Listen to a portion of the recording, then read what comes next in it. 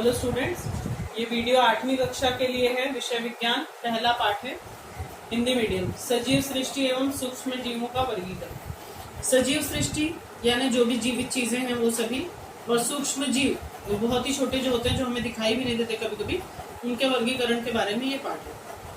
सबसे पहले वर्गीकरण की आवश्यकता क्यों है? क्योंकि जैव विविधता बहुत अधिक है, यानी जीव जो है इस धरती पर वो बहुत ही ज्यादा है। उनकी संख्या जो है 2011 की गणना के अनुसार पृथ्वी पर जमीन और समुद्र में पाए जाने वाले सभी सजीवों को मिलाकर 10 लाख प्रजातियां ज्ञात थी। तो इतने सारे सबको अगर हम वर्गीकृत नहीं करेंगे, विभाजित नहीं करेंगे या उनकी अलग अलग समूहों में उनको बांटेंगे नहीं, तो हम उनके बारे में अध्ययन नहीं कर सकेंगे। तो यही ध्येय रखते हुए शुरू से ही वैज्ञानिकों ने उसके वर्गीकरण के ऊपर ध्यान दिया था। 1735 में कार्ल लिनियस जो थे, उन्होंने सजीव जगत को दो अलग अलग विभागों में बांटा था, दो अलग अलग जगत में बांटा था। एक था वनस्पति जगत और प्राणी जगत दूसरा। उसके बाद 1866 में हेकल नाम के जो एक वैज्ञानिक थे, उन्होंने 3 जगतों के बारे में बताया, 3 जगत की कल्पना की, प्रोटिस्टा, वनस्पति और प्राणी। 1925 में चैटन जो थे, उन्होंने फिर से इन्हें दो अलग अलग जगतों में विभाजित कर दिया, आदि केंद्र की और दृश्य केंद्र की। 1938 में कोपलैंड नाम के जो थे, उन्होंने 4 अलग अलग जगत बना दिए, मोनेरा, प्रोटिस्टा, वनस्पति और प्राणी। तो इस तरह से ये इतिहास है जगत का, इसको जानना बहुत जरूरी है। उसके बाद रॉबर्ट हार्डिंग विटकर आए, जो अमेरिकन विज्ञान शास्त्री थे, परिस्थिति विज्ञान शास्त्री, जिनको इकोलॉजिस्ट कहते हैं हम। उन्होंने 5 अलग अलग समूहों में विभाजन किया है सजीव सृष्टि का 1969 में। उन्होंने किस आधार पर वो विभाजन किया, पहले उसके मापदंड दिए गए, सजीवों के वर्गीकरण के मापदंड। तो 5 अलग अलग आधार थे। सबसे पहले था कोशिका की जटिलता। कोशिका की जटिलता मतलब इसमें 2 विभाग है कोशिका की जटिलता में, आदि केंद्र की और दृश्य केंद्र की। आदि केंद्र की यानी जिनमें केंद्रक नहीं थे, ऐसी कोशिकाएं थी जिनमें केंद्रक का अभाव था, और अन्य जो केंद्रक के अंदर के या जो कोशिकाओं के भीतर की जो अन्य चीजें होती है वो भी नहीं थी। और दृश्य केंद्र की जो है उसमें केंद्रक विद्यमान था, मतलब उपस्थित था। उसके बाद दूसरा है सजीवों के प्रकार या जटिलता। किस प्रकार की जटिलता थी? कुछ सजीव जो है एक कोशिकीय होते हैं, कुछ बहुकोशिकीय होते हैं। जैसे यहाँ पे दिया है एक कोशिकीय, बहुकोशिकीय। एक कोशिकीय अर्थात जो एक ही प्रकार की कोशिका से बने हुए होते हैं, और दूसरा बहुकोशिकीय यानी जो विभिन्न प्रकार की कोशिकाओं से बने हुए होते हैं। तीसरा जो है वो है पोषण का प्रकार। पोषण का प्रकार यानी वो किस प्रकार से, उनका जो आधार था, उनका भोजन जो है, उनके विकास के लिए उनका भोजन किस प्रकार वो बनाते थे। सबसे पहले इसमें 3 अलग अलग भाग होते हैं। सबसे पहले वनस्पतियों के बारे में बात किया गया। वनस्पतियां जो है वो स्वयं पोषी होती हैं, अर्थात अपना भोजन स्वयं बनाती हैं। उनके अंदर जो हरित लवक होता है, उस हरित लवक की मदद लेके वो प्रकाश संश्लेषण की प्रक्रिया द्वारा अपना भोजन बनाती है। दूसरा जो है वो है कवक। कवक जो है वो परपोषी होते हैं, अर्थात वो मृत अवशेष जो होते हैं, जो बची कुची या मरी वरी चीजें होती हैं, उनके ऊपर आधारित होते हैं और उनसे अपने अन्न का शोषण करते हैं। तीसरा जो उसी में है प्राणी है। तो प्राणी जो है परपोषी और भक्षण होते हैं, क्योंकि कोई भी प्राणी अपना भोजन स्वयं नहीं बनाता। हाँ, कुछ प्राणी जो है वो घास खाते हैं, और कुछ बड़े प्राणी जो है वो छोटे प्राणियों को खाते हैं, लेकिन वो हमेशा दूसरों पर ही आधारित रहते हैं, तो इसलिए उन्हें परपोषी कहा जाता है। उसके बाद चौथी जो चीज थी वो थी जीवन शैली, यानी उनका जो जीवन का जो प्रकार है, जीवन की जो शैली है वो कैसी है। कुछ उत्पादक होते हैं, यानी स्वयं अपना भोजन बनाने वाले। जैसे प्राणी जो है वो भक्षक होते हैं, यानी वो किसी न किसी को खाकर अपना पेट भरते हैं।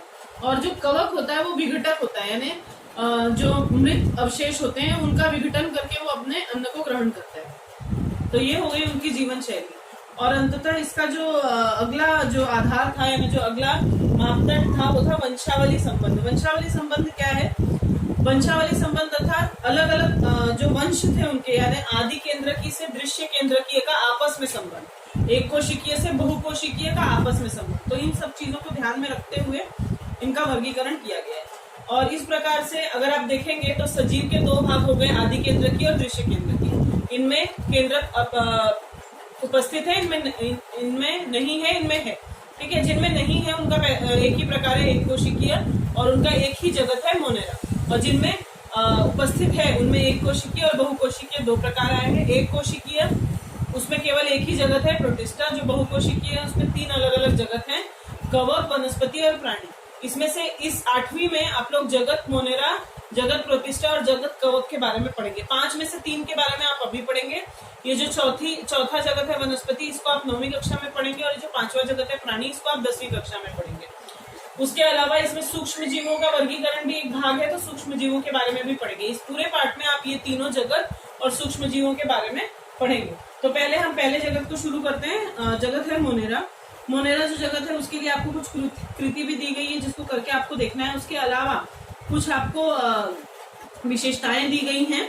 विशेषताएं जो है, ये मोनेरा एक ऐसा जगत है जिसमें जीवाणुओं और नील हरित शैवाल इनका समावेश होता है। विशेषताएं ऐसी हैं कि ये एक कोशिकीय होते हैं। एक कोशिकीय तो हमने अभी पढ़ा था कि मोनेरा जो है वो एक कोशिकीय में ही आता है, एक ही प्रकार की कोशिकाओं से बना हुआ होता है। दूसरा, वे स्वयं पोषी या परपोषी होते हैं, मतलब वे स्वयं भी अपना भोजन तैयार कर लेते हैं। कुछ जो है, जो ऊपर अभी हमने नाम पढ़ा नील हरित शैवाल, तो वो अपना भोजन स्वयं तैयार करते हैं, तो इसमें स्वयं पोषी भी है, और कुछ नहीं कर पाते हैं तो परपोषी भी है। और तीसरा जो है इसकी विशेषता, वो है आदि केंद्र की होते हुए भी आवरण युक्त केंद्रक या कोशिका अंगक नहीं पाए जाते। यानी ये आदि केंद्र की है तो इनमें जो है अलग से कोशिका अंगक जो है या केंद्रक नहीं मिलते। उसके बाद दूसरा जो जगत आ जाता है, दूसरे जगत में हम लोगों को आगे, आप लोगों को असल में मोनेरा जगत के बारे में ऊपर ड्राइंग में उदाहरण दिए हैं, अलग अलग उदाहरण हैं, जैसे कि लीजियोनेला न्यूमोनी है, सैल्मोनेला टाइफी है, ये सब अलग अलग उदाहरण है, लेकिन यहाँ पे उदाहरण लिखे नहीं गए, लेकिन आपको याद करना पड़ेगा। दूसरा जो जगत है प्रोटिस्टा के बारे में हम पढ़ रहे हैं।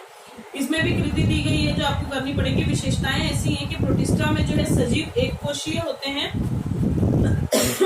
उसके साथ साथ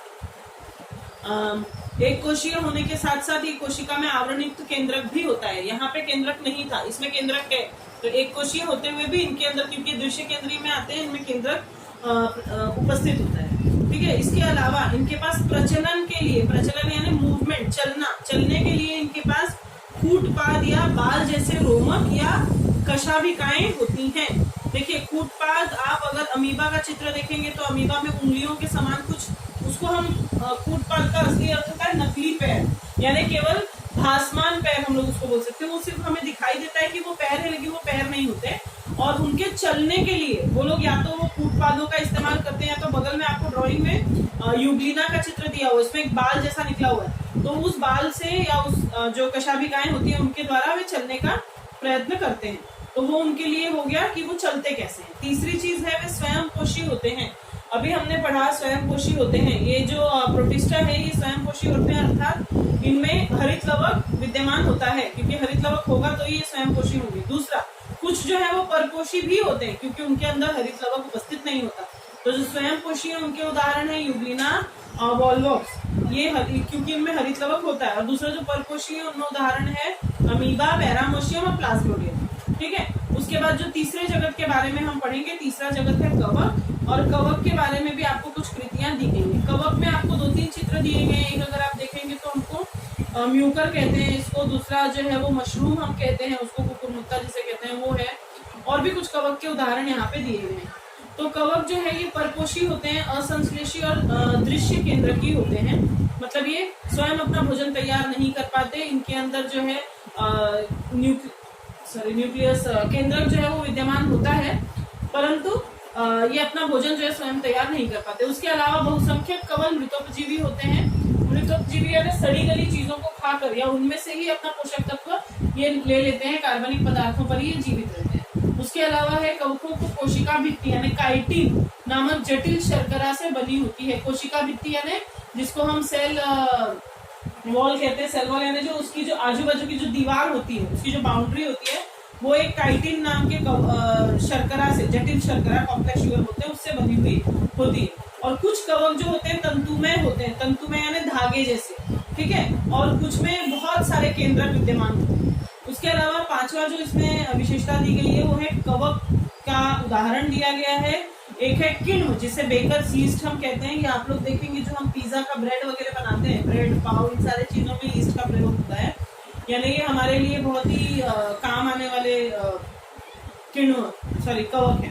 ठीक है। इसके अलावा है जिसे फफूंदी है, एस्पार्जिलस है, उसके अलावा पेनिसिलियम है, मशरूम है, तो इन सारे एग्जाम्पल्स उदाहरण यहाँ पे आपको दिए हैं। तो इस तरह से आप लोगों ने ये पढ़ा कि इसमें 3 जो जगत थे उसके बारे में तो हमने पढ़ लिया। अब आगे हम देखते हैं कि सूक्ष्म जीवों के बारे में भी आगे उनका भी विभाजन किया गया, उनके बारे में भी बताया गया।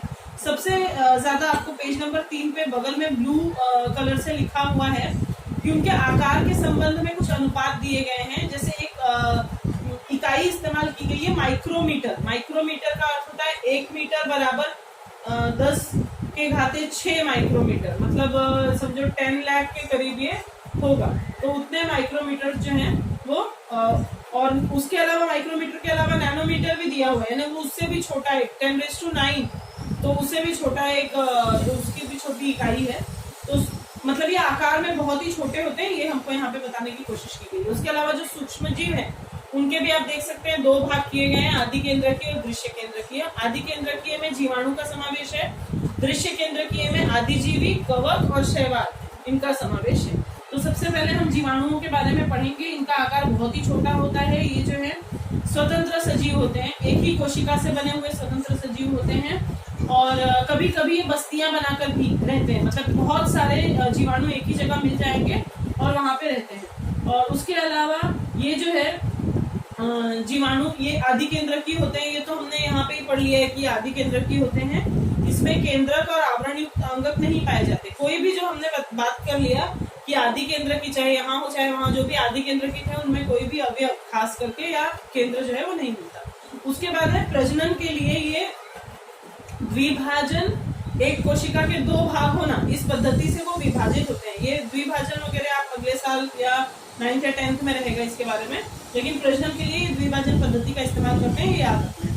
उसके अलावा इनमें मतलब इतनी तेजी से ये बढ़ते हैं कि अगर इनको परिस्थितियां अनुकूल मिले, अनुकूल परिस्थिति का क्या अर्थ होता है कि तापमान वगैरह जितने इनके विकास के लिए जितना तापमान चाहिए, अगर उतने ही तापमान वहां पे उपस्थित हो तो ये 20 मिनट में इनकी संख्या दोगुनी हो सकती है। मतलब अगर 10 जीवाणु होंगे तो 20 मिनट के बाद हमको 20 जीवाणु नजर आए, सॉरी कितने 20 गुना बोला है ना, तो हमको जो है 20 मिनट में, हाँ 2 गुने बराबर है, 10 हो गए तो 20 जीवाणु हमें नजर आएंगे।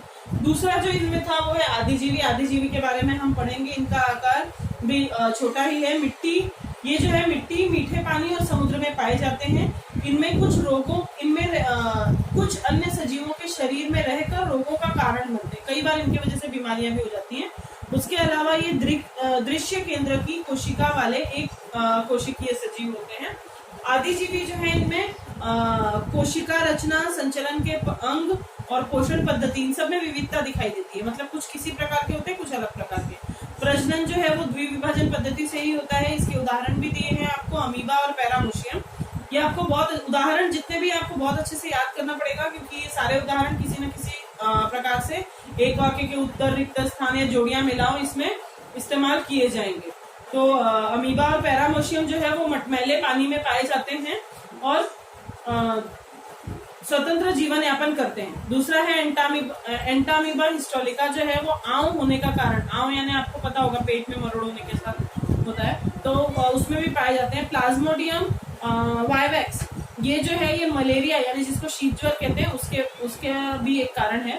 यूग्रीना अगला दिया है जो स्वयं पोषी है, उसका रंग हरा है और वो स्वयं अपना भोजन तैयार कर सकते हैं। तीसरा जो है वो फंगाई दिया हुआ है। फंगाई जो है, सॉरी कवक, हिंदी में कवक है। कवक जो है वो दिया हुआ है और वो सड़े गले पदार्थ, अभी हमने ऑलरेडी कवक यहाँ पे कहीं पढ़ा था, तो तीसरे जगत में हमने कवक पढ़ा हुआ है। तो सड़े गले पदार्थ वनस्पति और प्राणियों के शरीर कार्बनिक पदार्थों में पाए जाते हैं। ये दृश्य केंद्रकीय होते हैं, एक कोशिकीय होते हैं और ये सूक्ष्म जीव हैं जो कई बार हमें आंखों से भी दिखाई देते हैं। अच्छा, ये मृतोपजीवी होते हैं, कार्बनिक पदार्थों के अन्न शोषण करते हैं। ये मृतोपजीवी यानी कुछ सड़ी गली चीजों के ऊपर ये डिपेंडेंट रहते हैं। उसके अलावा प्रजनन के लिए ये लैंगिक पद्धति में और द्विभाजन और मुकुलन जैसी अलैंगिक पद्धति का भी इस्तेमाल करते हैं। लैंगिक पद्धति से और द्विभाजन और मुकुलन जैसी अलैंगिक पद्धति से भी इनका इस्तेमाल होता है। यानी इसमें उदाहरण जो है यीस्ट दिया हुआ है, कैंडिडा है, मशरूम है। उसके अलावा चौथा जो भाग है वो है शैवाल। शैवाल जो है वो पानी में बढ़ते हैं। ये दृश्य केंद्र की एक कोशिकीय और स्वयं पोषी होते हैं, यानी इनमें केंद्रक उपस्थित होता है। ये एक ही प्रकार की कोशिका से बने हुए होते हैं और ये अपना भोजन स्वयं तैयार करते हैं। उसके अलावा इनमें जो है हरित लवक होता है जिससे ये प्रकाश संश्लेषण की प्रक्रिया करते हैं। तो इनके उदाहरण जो है यूग्लिना, क्लोरेला, क्लाज्मोडियम, क्लैमिडोमोनास है। तो इस तरह से कुछ एक कोशिकीय होते हैं, कुछ बहुकोशिकीय होते हैं जो खुली आंखों से भी हमें दिखाई देते हैं। और इसका एक अंतिम है जो इसमें 4 ही भाग दिए गए हैं, परंतु इसमें विषाणुओं के बारे में भी हमें बताया गया है पाठ में। तो विषाणु जो है वे न सजीव में माने जाते हैं और उनको जो है सजीव और निर्जीव की सीमा रेखा के मध्य में है ऐसा माना जाता है। तो इसका जो अभ्यास है, अध्ययन जो है वो सूक्ष्म जैव विज्ञान में किया जाता है और इसके बारे में भी हमें इस पाठ में बताया गया है। तो पहला जो इसका विशेषता है वो ये है कि विषाणु जो है अति सूक्ष्म होते हैं और जीवाणुओं की तुलना में ये 10 से 100 गुना छोटे होते हैं।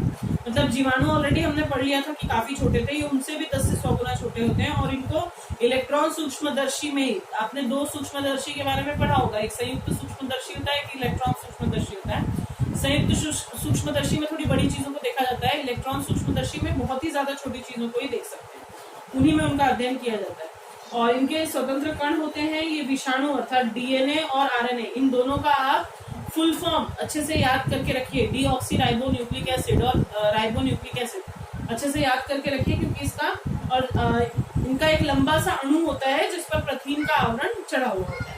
उसके अलावा तीसरी जो विशेषता है वो है वनस्पति और प्राणियों की जीवित कोशिका में ही ये रह सकते हैं। उन कोशिकाओं की सहायता से विषाणु स्वयं के प्रथिन बनाते हैं और स्वयं की असंख्य प्रतिकृतियां तैयार करते हैं।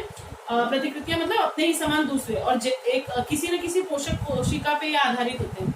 जब ये अपने विकास के लिए उस कोशिका को पूर्णतया इस्तेमाल करते हैं और अंत में ये खराब हो जाती है, मतलब वो कोशिकाएं समाप्त हो जाती है और फिर दूसरी कोशिकाओं पे वो चले जाते हैं। तो इस तरह से विषाणुओं के कारण कोशिकाओं और वनस्पतियों और प्राणियों में विभिन्न प्रकार के रोग भी देखने को मिलते हैं। तो ये हो गए विषाणु। उसके बाद ये पाठ खत्म ही है, इसमें अंत में एक आपको बॉक्स बनाया हुआ है पेज नंबर 5 पे, क्या तुम जानते हो, वो जो है उसको बहुत ही अच्छी तरह से आपको याद करना है, क्योंकि किसमें किस प्रकार के विषाणु पाए जाते हैं वो यहाँ पे बताया है। और सबसे पहले मनुष्य में दिया है पोलियो विषाणु है, इन्फ्लुएंजा विषाणु है, HIV एड्स विषाणु है। उसके बाद पशुओं में दिया है पिकोरना विषाणु है, वनस्पतियों में दिया है टमाटर विल्ट विषाणु है, तंबाकू मोजाइक विषाणु है, और जीवाणुओं के नाम पे दिया गया है कि बैक्टीरियोफाज विषाणु, ये भी जीवाणुओं पर हमला करते हैं। तो इस प्रकार से ये पाठ खत्म होता है और इसे ध्यान से पढ़ने की आवश्यकता है। धन्यवाद।